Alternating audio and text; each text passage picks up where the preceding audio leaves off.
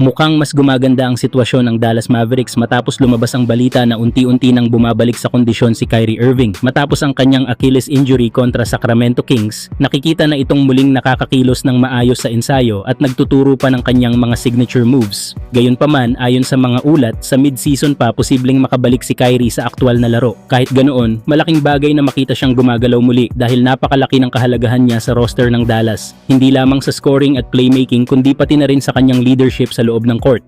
Ngayon na nandyan ang highly anticipated rookie na si Cooper Flagg at healthy na rin si Anthony Davis, mas lalong tumitibay ang pundasyon ng Mavericks. Kapag nakabalik na si Kyrie sa aksyon, inaasahang mas lalong magiging mabigat ang Dallas laban sa mga contender sa West.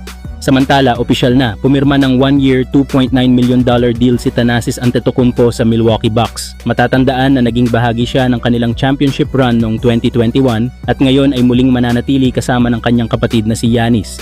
Pero malinaw ang tunay na intensyon ng Bucks. Hindi ito simpleng pagdagdag ng puwersa sa roster, kundi isang hakbang para mas mapanatili si Giannis bago pa siya maging free agent. Ang presensya ni Thanasis ay mahalaga para sa relasyon ng Bucks at ng kanilang superstar na siya pa ring pinakasentro ng kanilang plano para sa titulo. At kung tutuusin, hindi lamang sa court nakakatulong si Thanasis.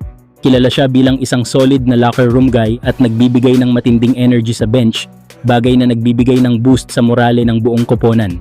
Samantala mga idol, isa sa pinakamalaking usapin ngayon sa NBA ay ang kinabukasan ni Lauri Markkanen. Kahit na naging all-star na siya sa Utah Jazz, malinaw na hindi tugma ang timeline ng Jazz sa prime years ng kanyang karera. Hindi pa man opisyal na inilalagay ng Utah sa trade block si Markkanen, siguradong mabibigyang sigla ang usapan dahil sa kanyang mala-monster na performance sa Eurobasket. Sa loob ng 3 laro, nagtala siya ng 32.3 points, 7 rebounds at 3 steals kada laro sa loob lang ng 29 minutes. Ganito ang klase ng production na kayang magbago ng takbo ng isang koponan. At ito pa ang masakit na katotohanan.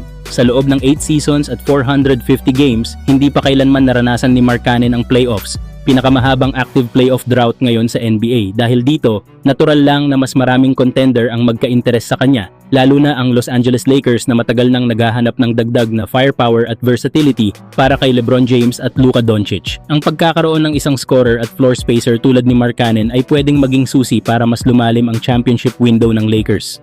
Kaya kung tuluyang buksan ng Utah ang pinto para sa trade, asahan na kabilang ang Lakers sa mga unang team na magpaparamdam ng interes. Kayo mga idol, sa tingin nyo ba magandang hakbang para sa Lakers ang pagkuha kay Lauri Markkanen?